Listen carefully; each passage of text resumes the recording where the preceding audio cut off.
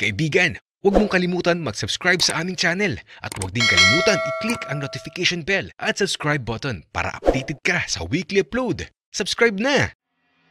10 taong nakarating na sa impyerno. Maraming diskusyon ang idinudulot ng pagkakaroon ng langit at impyerno at kung ang mga ito ba ay totoo o katang-isip lamang. Totoo nga bang ang mabubuting tao ay napupunta sa langit at sa impyerno naman ang masasama? Tila pinapatunayan umano ng mga tao sa videong ito na ang dalawang lugar na ito sa kabilang buhay ay hindi lamang lumang kwento at katang-isip. Number 1. Bill Wiese. 23 Minutes in Hell, ang isang personal book na isinulat ni Protestant Christian Bill Wiese at naipublish noong 2006. Isinulat niya ang libro upang ibahagi sa maraming tao sa mundo ang kanyang karanasan sa impyerno noong November 23, 1998. Si Bill ay isang Kristiyano. Nakita niya umano ang sariling nakakulong sa isang selda, kasama niya raw ang dalawang halimaw na may nakasusulasok na amoy. Sa lugar ding iyon, narinig daw niya ang sigaw ng bilyong-bilyong taong nasa impyerno.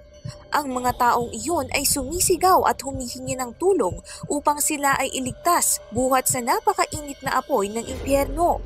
Ngunit, ilang sandali habang nakatingin sa mga nasusunog na mga tao, bigla umanong nagpakita sa kanya si Jesus at nagsabing ipagbigay alam niya sa mga tao sa lupa na totoo ang impyerno. Matapos iyon, nagising na siya sa kanyang panaginip.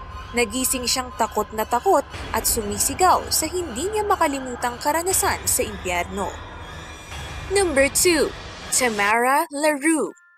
Si Tamara LaRue ay 15 anyos nang tangkain niyang patayin ang sarili sa pamamagitan ng pagbaril sa ulo. Dumaan sa maraming pagsubok ang kanyang pamilya kung kaya't naisipan niyang magpakamatay.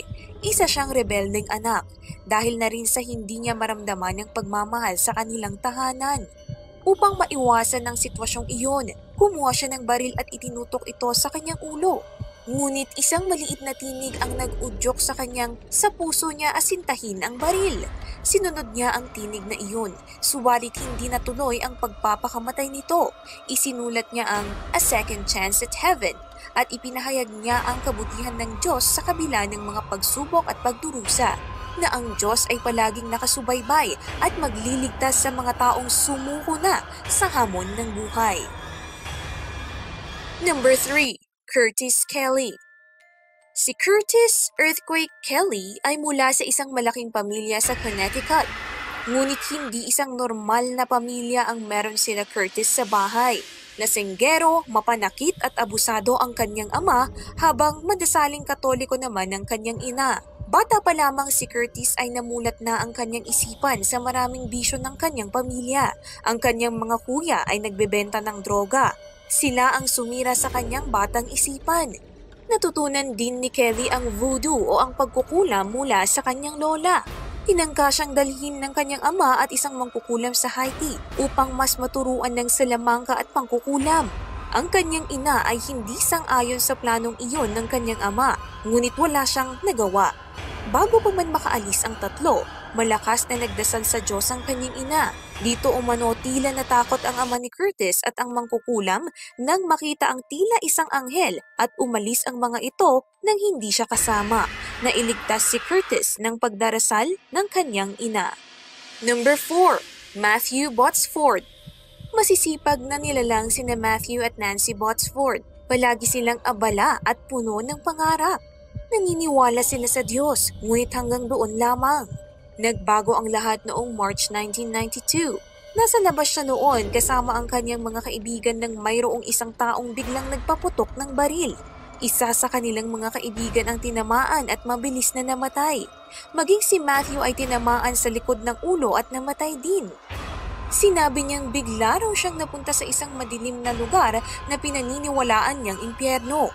Ang lahat ay kakaiba at walang ibang pakiramdam kung hindi takot at mga sigaw mula sa kadiliman. Ngunit isang kamay ang umakay sa kanya patungo sa isang napakaliwanag na lugar. Sa lugar na iyon, nakarinig siya ng isang boses at nagsabing hindi mo pa oras. Nakaligtas siya sa kamatayan, ngunit ang pagsubok ay sunod-sunod na bumuhos. Sa kabila ng halos kawalan ng pag-asa, ang kanilang buhay ay nagbago nang makilala nila ang Diyos. Number 5. Pastor Howard Storm. Dating guro ang pastor na si Howard Storm, ngunit ang pagiging guro ay isang maskara lamang ng kanyang pagiging agresibo at mapanakit, bagay na sobrang kinatatakutan ng kanyang pamilya. Hindi siya naniniwala sa kahit anong relihiyon, isa siyang atheist. Nasa Paris sila ng kanyang asawa nang atakihin siya ng pagsakit ng tiyan. Ang sakit na iyon ay kailangan ng agarang surgery. Inihanda kaagad ni Howard ang kanyang sarili at namamaalam na siya sa kanyang asawa. Nakita niya raw ang kanyang sarili habang nakahiga sa hospital bed kasama ang kanyang asawang umiiyak. Wala siyang maramdamang anumang sakit, ngunit isang boses ang narinig niyang tumatawag sa kanya. Sinundan niya ang boses na nagsasabing hinihintay na siya ng mga ito. Bigla na lang umanong umatake at naging mabagsik ang mga nilalang na iyon. Isa pang boses ang kanyang narinig na nagsabing magdasal siya. Ang pagdarasal niyang iyon sa Diyos ang nagligtas sa kanya mula sa nakakatakot na mga nilalang. Number 6. George Ritchie. Isang psychiatrist si George Ritchie. Isa siyang doktor na tanging siyensya ang kanyang pinaniniwalaan. Hindi niya akalain na ang lahat ng maririnig niya tungkol sa Diyos at kay Jesus ay totoo. Dahil siya mismo ang pinagpakitaan ng Jesus sa kanyang saglit na pagkamatay. 20 anyos siya nang mamatay siya sa isang army hospital. Isa siyang sundalo ng mga panahong iyon.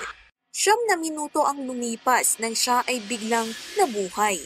Sinabi niyang sa loob ng mga minutong iyon, nakatagpo siya ni Jesus. Dinala siya ni Jesus sa iba't ibang lugar at panahon. Isang lugar ang nagbigay sa kanya ng matinding takot dahil ang mga kaluluwa ay napapaligiran ng kadiliman at mga demonyo. Ang karanasang iyon ang dahilan kung bakit pinili niyang iwan ang army upang maging doktor. Maraming taon bago siya namatay, naisulat niya ang librong Return from Tomorrow. Number 7. Angie Fenimore. Nabuhay si Angie Fenimore na nakaranas ng maraming kabiguan, bagay na nag-udyok sa kanyang magpakamatay. Inakala niyang ang pagpapakamatay ang tatapos sa kanyang pagdurusa dito sa lupa at magbibigay sa kanya ng kapanatagan ng isipan. Subalit, bigla na lamang umano siyang napasok sa isang mas nakakatakot na realidad ng kadiliman. Nakita niya ang mga kaluluwang katulad niyang nagpakamatay. Isa-isang nagbalik sa kanyang gunita ang mga pangyayari sa kanyang buhay simula nang siya ay bata pa. Ang nagpapakita sa kanya ng isang liwanag ang nagligtas sa kanya. Sinabi niyang kinausap siya ng liwanag na iyon at sinabing, ang buhay ay hindi dapat pinagwawalang halaga. Ang librong kanyang isinulat na To Hell and Back ay tungkol sa kanyang karanasan sa impyerno. Hindi lamang sa kabilang buhay, kundi maging sa buhay niya sa lupa. Natutunan niyang anumang pagsubok ang dumating, ang Diyos ang ating tagapagligtas. Number 8. Jennifer Perez. 15 anyos lamang si Jennifer Perez nang maranasan niyang mapunta sa impyerno at napatunayang totoo ito.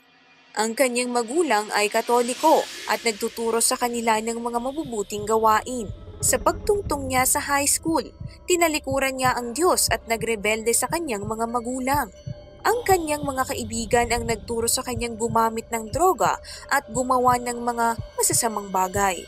Nagka-drug overdose pa raw siya noon at itinakbo sa ospital at nagtangka ng panggagahasa sa isang kaibigan. Ayon sa kanya, humiwalay daw ang kanyang kaluluwa mula sa kanyang katawan sa mga oras na iyon. Bigla na lang umanong nagpakita sa kanya ang 2 lalaking nakapula, ang mga santong sina Michael at Gabriel. Sinabi raw nilang dadalhin siya ng mga ito sa langit kasama ng Diyos. Matapos umano ang kanyang pakikipag-usap sa Diyos, hinila siya ni Gabriel at dinala sa impyerno. Doon niya nakita ang mga taong pinahihirapan ng mga demonyo. Lahat ay sumisigaw sa takot at sakit. Salamat sa Diyos at siya ay nailigtas at nagkaroon ng isa pang pagkakataong mabuhay. Number 9. Angelica Zambrano. Isang mapalad na Kristiyano si Angelica Zambrano dahil sa kanyang karanasang makapunta sa langit at impyerno at masaksihan maging ang pagbabalik ni Kristo. Siya ay mula sa bansang Ecuador. Sa loob ng 23 oras, napunta siya sa impyerno. Nakita niya raw umano roon ang maraming kaluluwa. Mga sikat na personalidad umano ang kanyang nakitang sinusunog sa impyerno, maging si Pope John Paul na itinuturing na banal ng simbahang Katoliko. Sa langit, nasaksihan niya ang isang napakagandang lugar na kinaroroonan ni Hesukristo. Sinabi raw sa kanya ni Jesus na huwag siyang matakot sapagkat siya ang Diyos na magliligtas sa kanya. Sapagkat sobrang liwanag ng langit, hindi nito nakita ang mukha ni Jesus, ngunit nakasulat sa dibdib nito ang mga salitang King of Kings and Lord of Lords. Inakay siya nito patungo sa impyerno upang ipakita sa kanya na totoo ang impyerno, ganun na rin ang langit. Number 10. Vasula Rudin. Si Vasula Rudin ay mula sa bansang Greece. Inamin niyang siya ay hindi relihiyosang tao at hindi nagpa-practice ng kahit anong relihiyon. Sinabi niyang nakatanggap siya ng mga mensahe mula kay Hesukristo at sa Birheng Maria. Ang mga mensaheng iyon ni Jesus ang dahilan kung bakit niya gustong maging isa ang bawat relihiyon. Mabilis na nakilala ang kanyang pangalan dahil sa kanyang pangaral at pagtuturo sa mga Katoliko ng mensahe mula sa Diyos. Isinulat niya ang Heaven is real, but so is hell, upang iabot ang mensaheng totoo ang langit sa mga taong naniniwala kay Hesukristo na ang pagtanggap sa Diyos ang magliligtas sa kanyang kaluluwa mula sa impyerno. Ang mga karanasang ito ay maaaring hindi lubos na pinaniniwalaan ng maraming tao sa mundo. Malaking factor dito ay dahil marami ang iba't iba ang paniniwala at ang relihiyon na ating kinamulatan. Ngunit, ang mensahe nito ay upang turuan tayong mahalin ang ating mga sarili at kapwa. Ang ating Diyos ay iisa at ang tanging hiling niya ay pahalagahan ang buhay na kanyang ibinigay. Salamat sa panonood nyo ng bidyong ito. Ipaalam nyo sa amin kung alin sa palagay ninyo ang kakaiba, extreme o sadyang nakakadiri. Interesado kami na malaman ang iniisip nyo sa comments. Panoorin nyo rin ang mga bidyong ito at huwag kalimutan mag-like at mag-subscribe. Salamat!